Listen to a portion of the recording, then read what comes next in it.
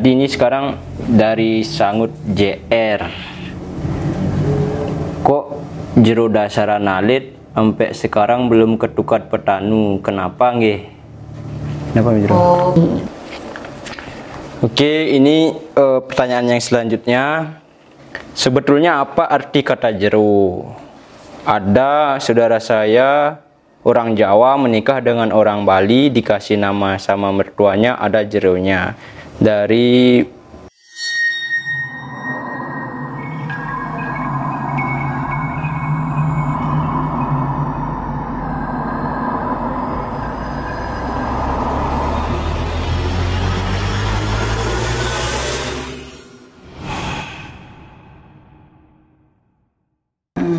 selamat Hari Raya Galungan dan Kuningan. Selamat berpuasa juga untuk saudara kita yang Muslim. Iya, sudah ini ya, sudah mau bulan puasa. Udah, ya? Sekarang udah buka puasa. Udah buka puasa? Ya, ini dari kapan itu? Dari sekarang, hari ini. Dari sekarang. Nanti kita buka puasa bareng-bareng. Benar. Oke, terima kasih. Om Swastiastu, Om Awiganamastu, Namasidam, Salam Rahayu, semoga semua makhluk hidup berbahagia. Assalamualaikum warahmatullahi wabarakatuh. Namo Buddhaya, salam kebajikan, dan semoga semua makhluk hidup berbahagia. Oke, pemirsa dan semeton Jaya Pangus dimanapun Anda berada, terima kasih sudah like video ini. Dan spesial 5.000 subscriber kita membuat Q&A. Kemarin saya sudah post di YouTube bahwa kita akan membuat Q&A di mana semeton yang bertanya dan Mak Jero nanti yang menjawab, seperti itu. Dan kita sudah dapat 9 pertanyaan. Terima kasih bagi kalian yang sudah bertanya. Kita nanti ada bahan untuk dibahas, seperti itu. Oke, kita langsung saja. Tapi sebelum itu jangan lupa like, komen, dan subscribe bagi yang belum. Nyalakan tombol merah dan like, komen juga ke media sosial kalian. Oke, kita langsung Mak Jero ya. Oke. Pertanyaan pertama dari Loh Seni, itu Mak Jero. Mak Jero, tips jadi cewek kuat dong. Soalnya saya rapuh sekali dan emoticon sedih. Ya, bisa jawab Mak Jero? Baik, saya langsung jawab ya. Yeah. Sebenarnya sih simpel ya. Kalau tips untuk menjadi cewek kuat itu, kita belajar ikhlas saja menerima suatu permasalahan apapun itu. Sebenarnya semua perempuan itu kuat sebenarnya.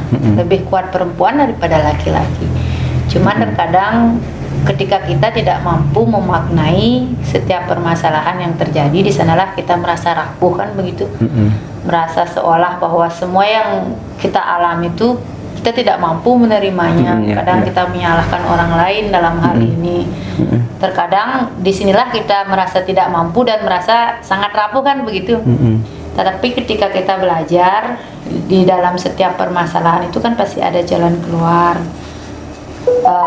Setiap hal yang kita alami itu pasti ada hikmahnya, begitu. Jadi ketika kita mampu untuk mengambil hikmah dari setiap permasalahan, dari setiap peristiwa itu, kita akan pasti menemukan jalan keluar, seperti itu.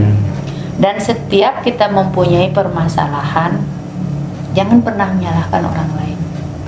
Ya, karena pasti kita harus menelisik ke dalam diri. Kalau seperti contohnya saya sekarang ya, kalau dulu saya memang seperti itu ya, seperti Loh Seni ini ya. Kenapa saya begini, kenapa saya begitu, saya selalu menyalahkan orang lain atas apapun yang terjadi pada diri saya. Tapi ketika saya sudah mulai belajar, mendalami, mencari jati diri saya ke dalam diri saya, setiap masalah yang saya alami, sakit, apakah kekecewaan apapun itu, pasti akan saya bertanya kepada diri saya, salah saya di mana ya? Kok saya seperti ini gitu? Pasti kalau bukan kita yang melakukan kesalahan, kita tidak akan merasa sakit. Karena kebahagiaan, tangisan, permasalahan itu sebenarnya kita sendiri yang telah membuatnya. Itu juga selain dari karma kita ya, makanya kita di saat menjadi manusia ini kan kita dibekali dengan fisik yang sempurna oleh Tuhan, kan begitu. Karena hanya di kehidupan ini kita mampu memperbaiki karma kita untuk lebih baik, kan seperti itu. Karena kalau kita sudah mati kan hanya dipain energi yang tersisa, dan di saat itu kita sudah tidak bisa melakukan apapun kan gitu. Makanya di saat kita menjadi manusia inilah kita harus selalu berusaha untuk melakukan kebaikan, berbagi seperti itu. Dan intinya ketika kita ada masalah, ayo kita hadapi, cari solusi jalan keluarnya, dan jangan pernah menyalahkan orang lain. Dan kalau sudah bisa seperti itu, pasti tidak akan pernah merasa rapuh lagi, karena pasti setiap sesuatu tuh, oh mungkin seperti ini, mungkin saya kurangnya di sini, berarti saya harus seperti ini. Itu jalan keluarnya. Kalau saya sekarang ya, kalau saya dulu memang seperti Mbok ini, seperti itu. Tapi ketika seiring berjalannya waktu, saya selalu menyalahkan orang lain, akhirnya tidak kunjung saya mendapatkan jawaban atas semua permasalahan saya. Gitu. Artinya ketika saya pernah dibimbing oleh seorang guru yang mengajari saya pola pikir, menjalani kehidupan ini, di sanalah saya berangsur-angsur memperbaiki diri saya. Gitu. Artinya janganlah menyalahkan orang lain, selalulah berpikir positif, nanti positiflah yang akan kembali ke diri kita. Jadi semuanya tergantung karma juga Mbak Jero ya. Karma, pola pikir, karma. Itu ya. Dan jangan menyalahkan orang lain seperti itu. Iya. Karena tergantung, kalau pola pikir kita nggak bisa kita ubah, nanti kalau kita selalu berpikir negatif ke orang lain, nanti malah enggak jadinya kita yang jadi kena gitu. Itu kan seperti bumerang.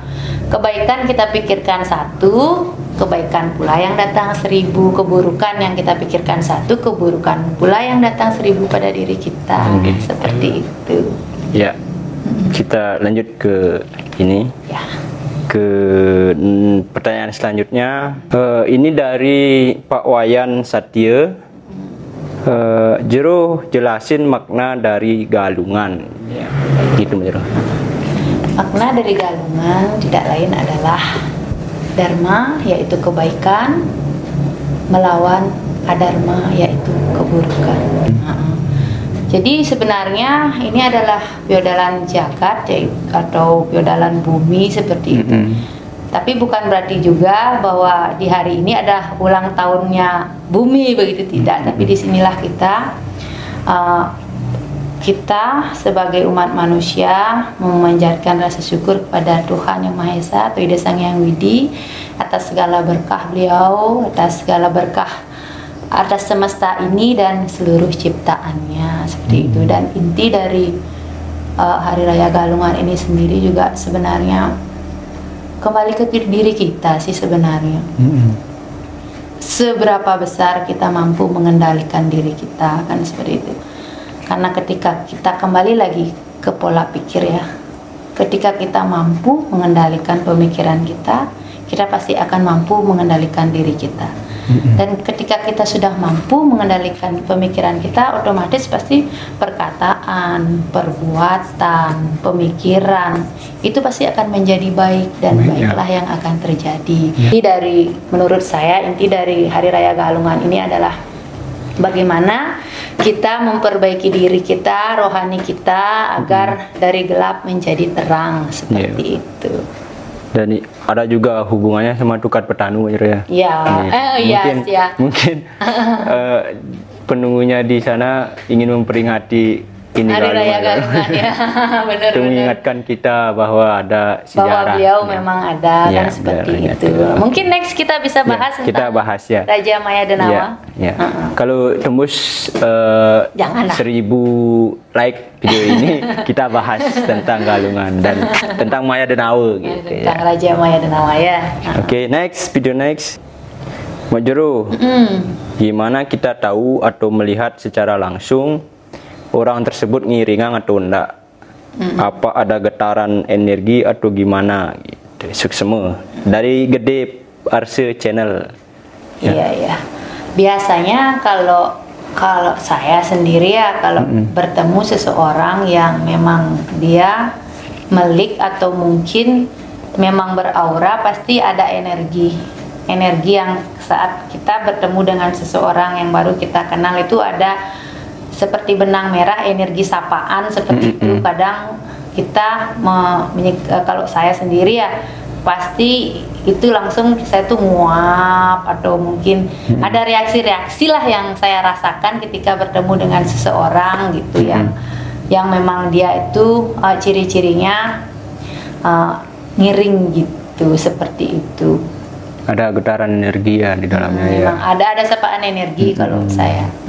Jadi Mbok Jero tidak ngasal gitu ya kalau setiap orang yang berobat ke sini dikatakan ngiring itu tidak ya? Oh enggak, ya. Kalau saya sendiri, kalau saya pribadi lebih saya ke psikis dulu, dulu. Nanti kalau memang dia setelah dijalankan metode-metode yang saya berikan, mungkin dia sudah mampu mengelola pikirannya, menyehatkan dirinya, nanti saya baru anjurkan ke semestinya ke jalur apa, kan seperti itu, mulai dari yang berdarah guru dulu, mungkin ke merajaan dulu, belajar pola pikir, apakah sakitnya ini karena pikiran ataukah memang dia bawaan lahir atau memang dia karena melik, kan seperti itu.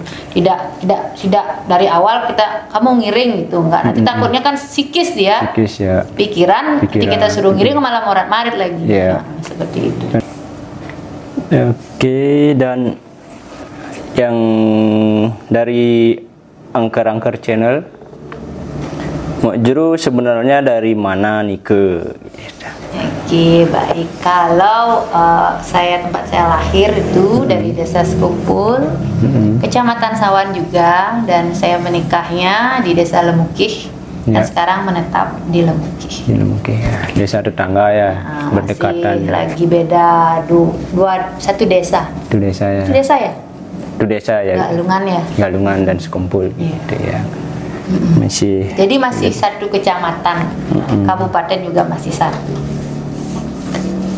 Mbok Jero kalau explore ke tempat-tempat angker gitu, biasanya sampai diikutin nggih. Cara agar tidak diikutin gimana Mbok Sukseme dari Mesya Wedani. Sukseme niki. Ya Mbok Jero. Baik, untuk Mesya Wedani, terima kasih pertanyaannya. Sebenarnya simpel sekali kalau saya selalu sekarang membuat semua itu menjadi simpel.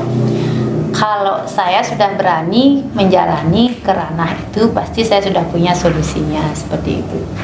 Kalau diikutin itu pasti, karena dia pasti pingin tahu gitu gimana kita. Terkadang saya di rumah pun dia masih ikut, tapi pasti ada maksud kenapa dia ikut seperti itu. Karena kalau menurut saya saya hanya bisa mendoakan jiwa-jiwa yang belum mendapatkan tempat ini. Selain mendoakan, saya tidak bisa melakukan apapun, karena saya bisa berinteraksi, bisa tahu, tapi saya tidak bisa melakukan lebih selain berdoa. Jadi saya akan berinteraksi dengan siapapun itu yang mengikuti saya. Sebenarnya mau kamu apa? Saya tidak bisa melakukan lebih, saya hanya bisa mendoakan agar jiwa kamu diterima. Hanya itu yang saya lakukan. Pernah saya beberapa kali, bahkan saat sembahyang saya di gedong pun, dia tuh hadir plek gitu. Apa mau kamu, kan tak tanyain gitu. Nggak tahu, dia diam aja. Baik, nanti saya doakan semoga kamu diterima, jiwamu diterima di sisi Tuhan, kan mendapatkan tempat yang layak lah sesuai dengan karmanya dia.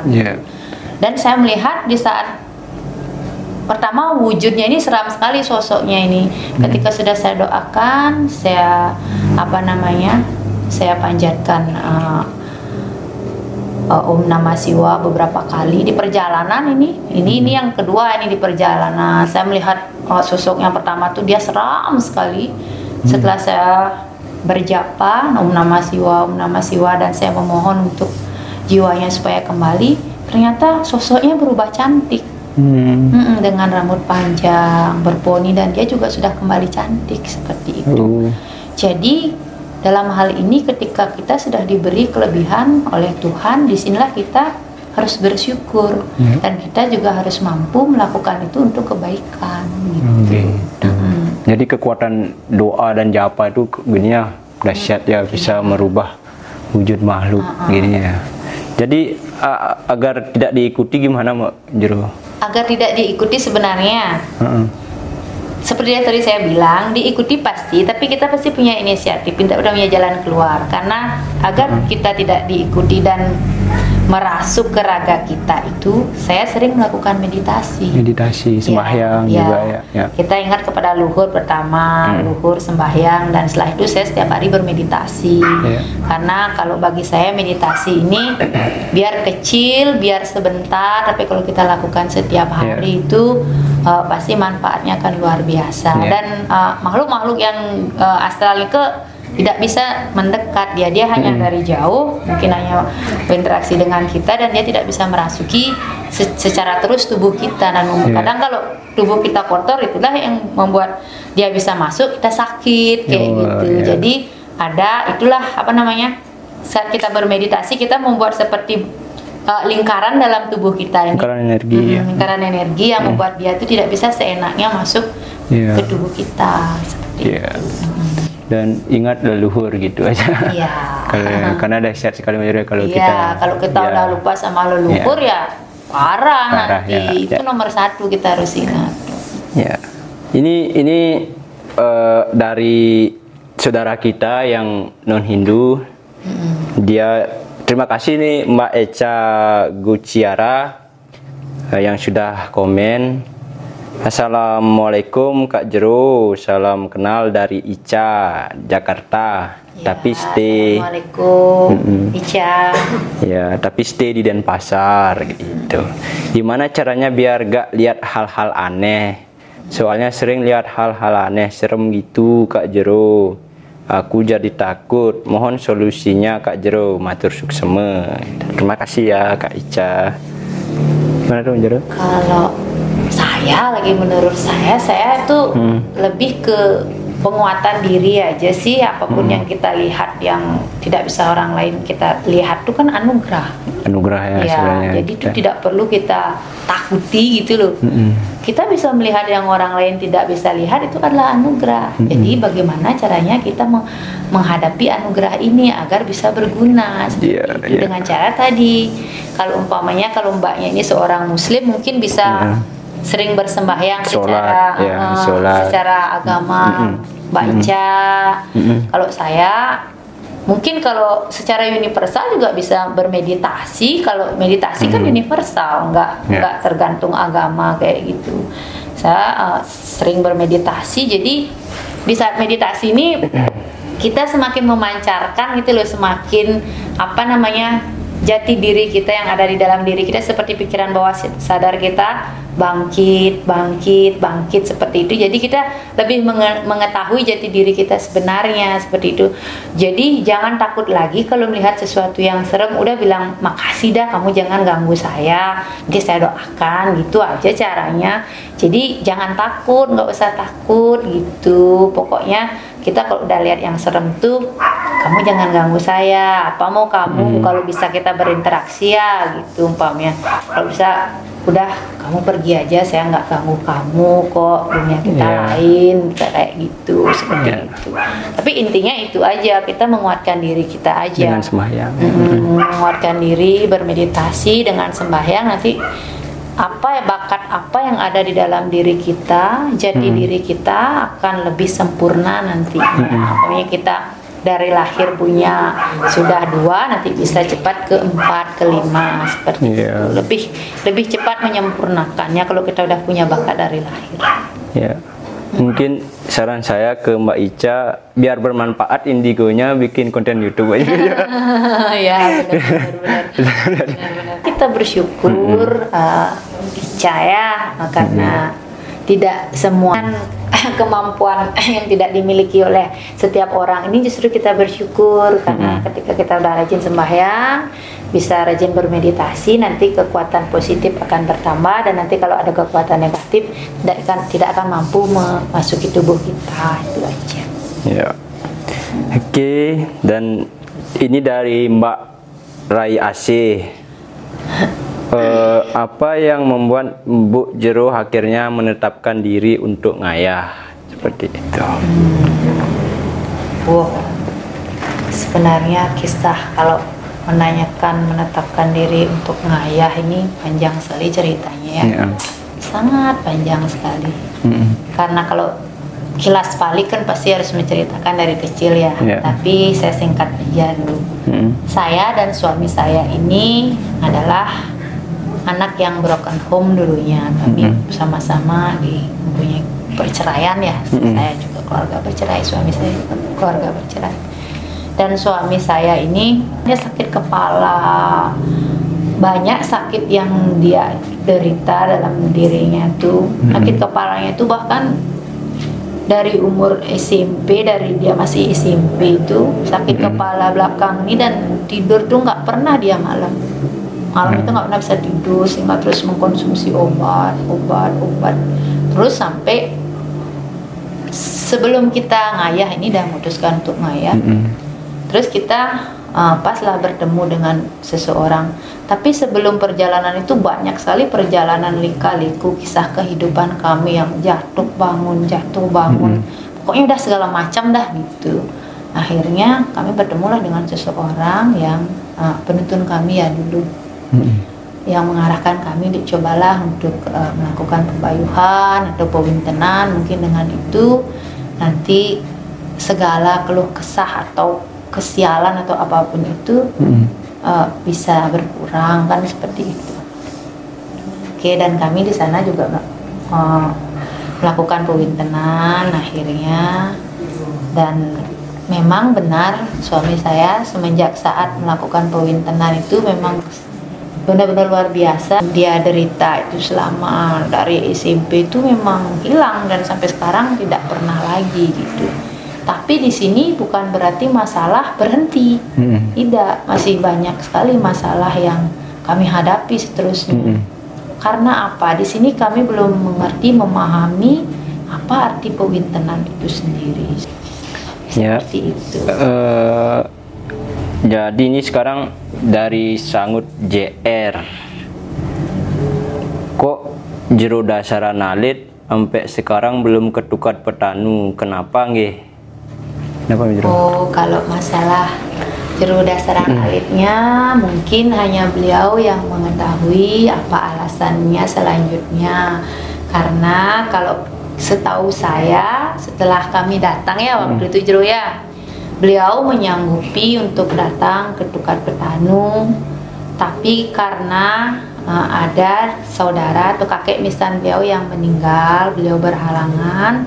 Jadi pada selang 1 hari sebelum kami janji ke tukar petani. Pas hari H. Pas hari H ya? Ya, pas hari H. Kita kan berangkat langsung di SMS gitu. Oh iya. Pas hari H, pemirsa, pas hari H itu kita di SMS ya jam 10 ya. Saya padahal sudah di perjalanan itu, kita mau berangkat ke rumah duka, langsung ke petanu. Jam 10 itu saya sudah di perjalanan, langsung saya dapat WA dari beliau bahwa beliaunya tidak bisa datang ke pihak keluarga karena ada halangan, yaitu kakek misan jero dasaran alit sendiri meninggal, seperti itu. Jadi hanya itu yang bisa saya jelaskan, karena sampai saat ini saya belum ada kontak juga sama beliau, seperti itu. Jadi mohon dimaklumi. Oke, ini pertanyaan yang selanjutnya. Sebetulnya apa arti kata jero? Ada saudara saya orang Jawa menikah dengan orang Bali, dikasih nama sama mertuanya, ada jeronya. Dari Tutut Dwi Astuti. Isuk semua niki Bu Tutut. Ya Bu Jero. Baik, karena ini juga tergantung durasi ya. Namanya durasi kita sudah agak lewat. Mungkin saya akan jawabnya dengan singkat. Arti kata jero itu sendiri memiliki makna yang dalam, yaitu jero itu adalah di dalam ya. Kalau kita di pura, di jeroan itu adalah di dalam, seperti itu. Dan kata jero ini bukanlah satu titel akademis yang disematkan gitu, bukan juga apa namanya status yang untuk status itu untuk kita gaya-gayaan seperti itu. Tapi lebih daripada ada apa namanya, ada tanggung jawab moral yang harus kita jalankan sekali dan sekali, seperti itu. Banyak sekali, ada beberapa arti dari kata jero, jero mangku, jero dalang, jero dasaran, kan begitu. Dan ada juga yang seperti tadi Mbak siapa tadi itu? Mbak Tutut. Mbak Tutut tanyakan kenapa saudara saya menikah dengan orang Bali terus dipanggil jeruk. Kalau orang yang menikah di Bali itu dipanggil jeruk itu karena seseorang itu berkasta. Kalau dari sudra ke orang diambil orang berkasta itu pasti akan dinaikkan statusnya menjadi jeruk, karena itu sebagai suatu penghormatan sebenarnya. Suatu penghormatan seperti itu. Apa namanya? Jadi jeruk ini memiliki tanggung jawab moral yang sangat besar sebenarnya. Kita kerana skala yang mungkin kita patut dijadikan contoh dari apa namanya perbuatan, dari kelakuan kita, juga dari ayah-ayahan kita gitu. Tapi tergantung juga, kalau jeruk mangku itu biasanya kan bertugas di Trikayangan, Sadkayangan kan begitu. Kalau jeruk dalang itu jadi dalang, kalau dasaran itu kan balian itu kan usada seperti itu, dan pembawasan seperti itu. Mungkin itu saja sih kalau dari saya. Terima kasih sudah menonton sampai habis. Selamat Hari Raya Galungan dan Kuningan. Selamat berpuasa juga untuk saudara kita yang Muslim. Iya, sudah ini ya, sudah mau bulan puasa. Udah. Sekarang udah buka puasa. Udah buka puasa? Ya, ini dari kapan itu? Dari sekarang, hari ini. Dari sekarang. Nanti kita buka puasa bareng-bareng. Benar. Oke, terima kasih. Selamat Hari Raya Galungan ya? Tadi udah bilang. Udah. Selamat Hari Raya Galungan dan Lebaran saja Pamos Channel. Dumugi Rahayu Jakarta Sarang Sami. Terima kasih sudah menyimak video kami sampai habis. Ya, kita tutup dengan Para Santi. Om Santi Santi Santi.